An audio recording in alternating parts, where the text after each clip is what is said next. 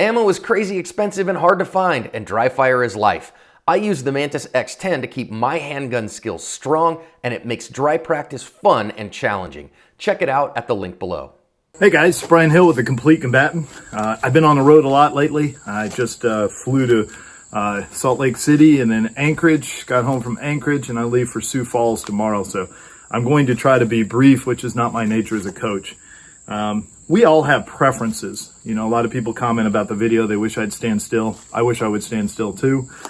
It's hard for me. I'm a kinesthetic human being, so I tend to move a lot more than I should, which was good for fighting, but bad for videos.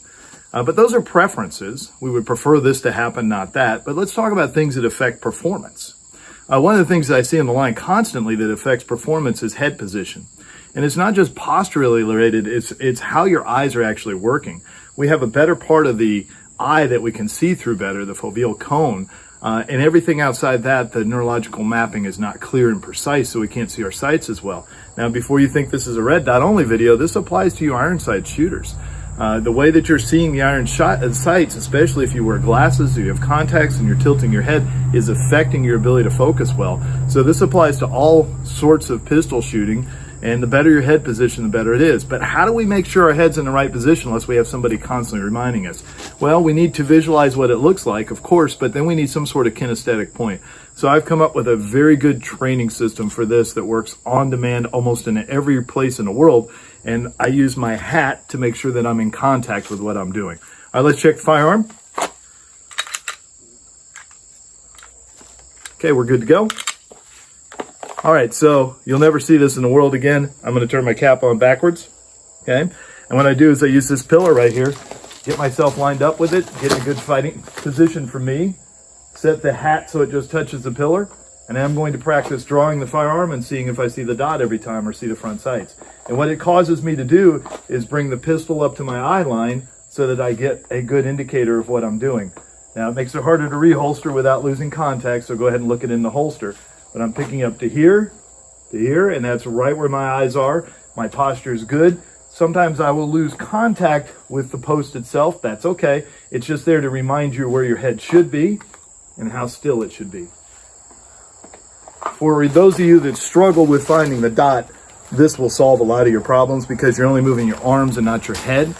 For those of you that don't see as well when you shoot as you should, this will also help open up the processing area and to be able to see more clearly. Those of you having a hard time focusing to the front sight on accommodation because either your eyewear or your age or how well you see, this could also help dramatically with it. But what we see with shooters is they like to crane and then they rotate their head up and they're looking up, and it's very hard to see that way, and it really narrows your field of vision.